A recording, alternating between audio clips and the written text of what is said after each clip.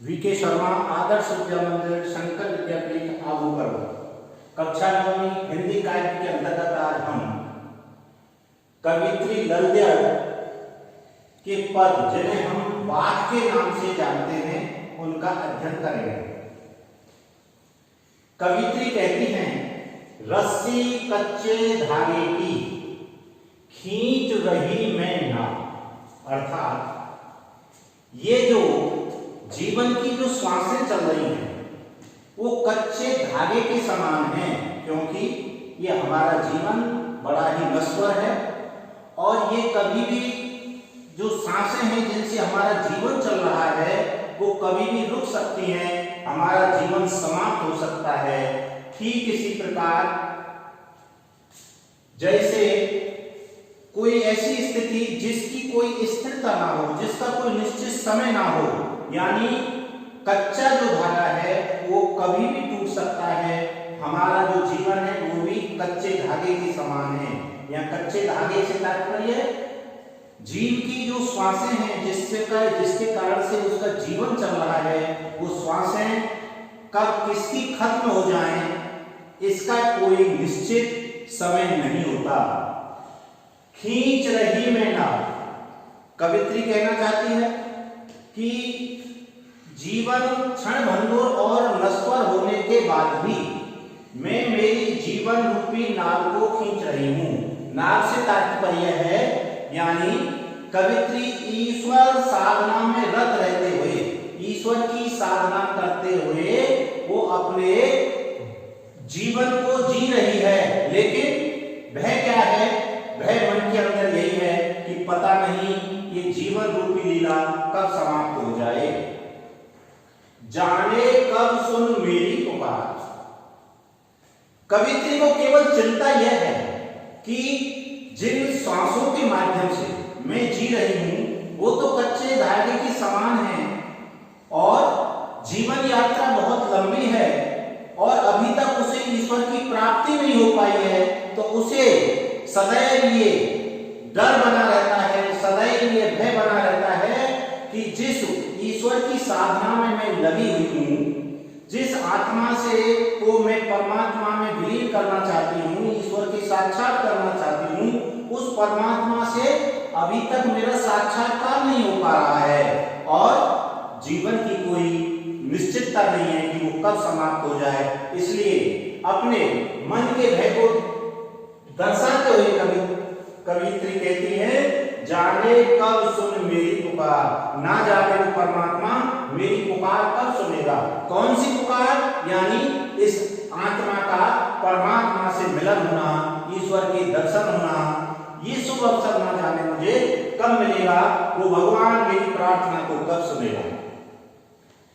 करें देव भव सागर पार, और इस संसार रूपी जो सागर है, भव सागर, भव यानी संसार, यहाँ पर भव सागर से तात्पर्य संसार रूपी जो ये सागर है, ये संसार सागर के समान विशाल है, तो ये सब संसार रूपी सागर से ना जाने मैं कब मुक्त होंगी और कब मेरा परमात्मा से दर्शन हो पाएगा, कब मेरी आत्मा का परमात्मा से मिलन होगा।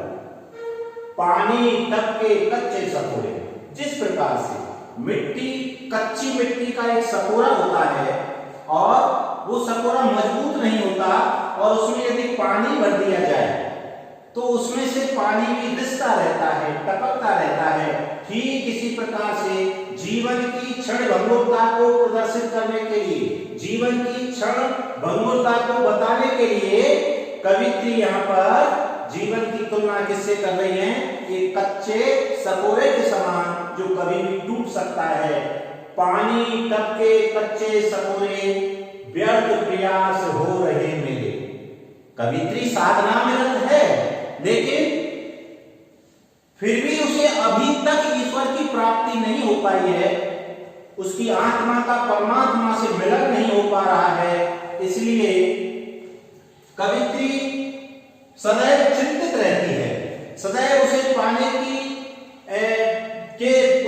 की जो प्रयास है वो निरंतर कर रही है, लेकिन मन के अंदर एक भ्रम यही बना हुआ है, क्योंकि वो जानती है कि जीवन जीवन बड़ा क्षणभंगुर है, उसके जीवन का उद्देश्य ही केवल ईश्वर प्राप्ति है, लेकिन उसे ईश्वर की प्राप्ति नहीं हो पा रही है। अंतिम पंक्ति में कवित्री कहती हैं, जी में उठती रह रहू, जी यानी मन, उसके मन में बार बार रह करके एक भूख उठ रही है। भूख से तात्पर्य एक तीव्र ईश्वर को प्राप्त करने की तीव्र उत्कंठा, इच्छा, एक लालसा, घर जाने की चाह है घेरे उसे सदैव। एक ही बात ध्यान रहती है कि मैं कब उस परमात्मा के घर जाऊं, यानी उस परम लोक को प्राप्त करूं, यानी मैं ईश्वर के दर्शन करूं, परमात्मा से मेरा मिलन कब हो। यही कवित्री इस वाक्य के माध्यम से कहना चाहती है। दूसरा है, आई सीधी राह से गई न सीधी राह। कवित्री सहज साधना की समर्थक हैं, वो कठोर साधनाओं में विश्वास नहीं करती। ईश्वर को सहज साधना के माध्यम से पाया जा सकता है। तो कवित्री कह रही है कि मैंने सहज साधना के माध्यम से ईश्वर को प्राप्त करने का प्रयास किया। आई सीधी राह से गई न सीधी राह, लेकिन इस संसार में रहते हुए वो एक बार ईश्वर प्राप्ति की कठोर साधनाओं की तरफ मुड़ जाती है और सूक्ष्म सेतु पर खड़ी थी। सूक्ष्म सेतु यानी सुषुम्ना नाड़ी को जागृत किया जाता है योगियों के द्वारा। कठोर योग अभ्यास के माध्यम से अपनी सुषुम्ना नाड़ी को निरंतर जागृत करने का प्रयास किया जाता है। तो यहाँ पर कवित्री कहना चाहती हैं कि मैं भी उस सुषुम्ना नाड़ी को जागृत करने के लिए कठोर साधनाओं में रत हो गई, लेकिन हुआ क्या, बीत गया दिन आहा, लेकिन पूरा समय, अर्थात दिन से तात्पर्य यहाँ पर फिर एक बार जीवन से है कि मेरा जीवन तो यूं ही बीत रहा है, लेकिन मुझे अभी उस परमात्मा के दर्शन नहीं हो पा रहे हैं। जेब टटोली कौड़ी ना पाई, माझी को दू क्या उतराई। माझी से तात्पर्य यहाँ पर ईश्वर या भगवान से।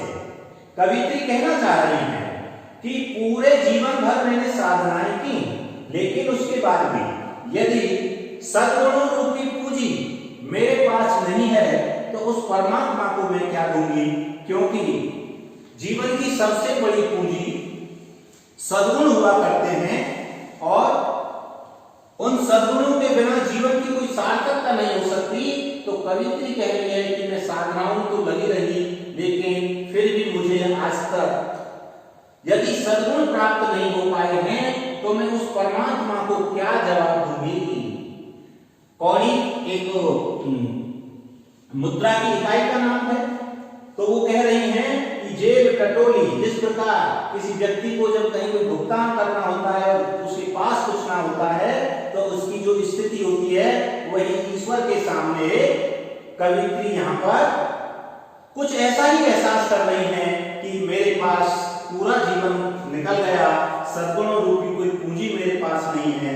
मैं उस परमात्मा को इस जीवन को जीने के बाद उसको क्या दूंगी, अर्थात मैं ये जो सुंदर जीवन दिया है इसको जीने जो मैंने जिया है उसके धन्यवाद स्वरूप में उस परमात्मा को क्या दूं, क्योंकि मेरे पास तो कुछ भी नहीं है। पद क्रमांक 3 जिसे हम वाक्य के नाम से जानते हैं, ईश्वर की व्यापकता को बताया है। कवित्री कह रही है थल थल में बसता है शिव ही। थल थल यानी स्थान, यानी हर स्थान पर, यानी सर्वत्र सभी जगह कण कण में बसता है शिव ही। शिव यानी परमात्मा ही के लिए प्रयुक्त हुआ है। शिव परमात्मा का एक गुणवाची नाम है। शिव का मतलब होता है कल्याण, यानी जो कल्याण करने वाले हैं, शिव कल्याण भला, तो वो ईश्वर का गुणवाची नाम है शिव। तो थल थल में बसता है शिव ही। वो परमात्मा सर्वत्र है, उसका कोई स्थान निश्चित नहीं है। ईश्वर हर कण कण में व्याप्त है। भेद ना कर हिंदू मुसलमान। हे मनुष्य, तू हिंदू मुसलमान जैसे संप्रदायों में या धर्म के नाम पर या कट्टरता के नाम पर धार्मिक बाह्य आडंबरों के नाम पर मनुष्य मनुष्य के अंदर भेद ना कर, क्योंकि बातों के माध्यम से ललचर कवित्री धर्म संप्रदाय जाति से ऊपर उठ करके केवल मानव धर्म का संदेश देने वाली कवित्री हैं। इसलिए वो कहती हैं थल थल में बसता है सिर ही, अरे परमात्मा तो सर्वत्र है, भेद ना कर हिंदू मुसलमान, उसे हिंदू और मुसलमान में विभाजित मत कर, ज्ञानी है तो स्वयं को जान। कवित्री बहुत बड़ी बात कह रही है। हर मनुष्य अपने आप को ज्ञानी समझता है, लेकिन कवित्री यहां पर एक चुनौती देती हैं कि हे मनुष्य, तू वास्तव में ज्ञानी है तो सबसे पहले स्वयं के बारे में जानकारी प्राप्त कर। स्वयं के बारे में क्या जानकारी प्राप्त करनी है, हर व्यक्ति को ये जानना होगा, क्योंकि हर व्यक्ति के अंदर जो आत्मा है वो आत्मा उस परमात्मा का ही अंश है।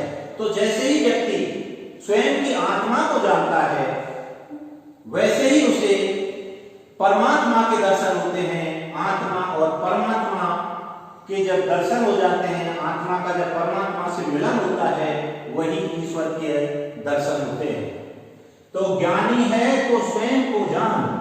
यदि तू बहुत बुद्धिमान है तो स्वयं के बारे में जान, स्वयं को पहचान, तू कौन है, वही है साहिब से पहचान। सच्चे अर्थों में तो साहब से वही पहचान होगी, यानी तभी ये माना जाएगा कि तू वास्तव में एक सच्चा इंसान है।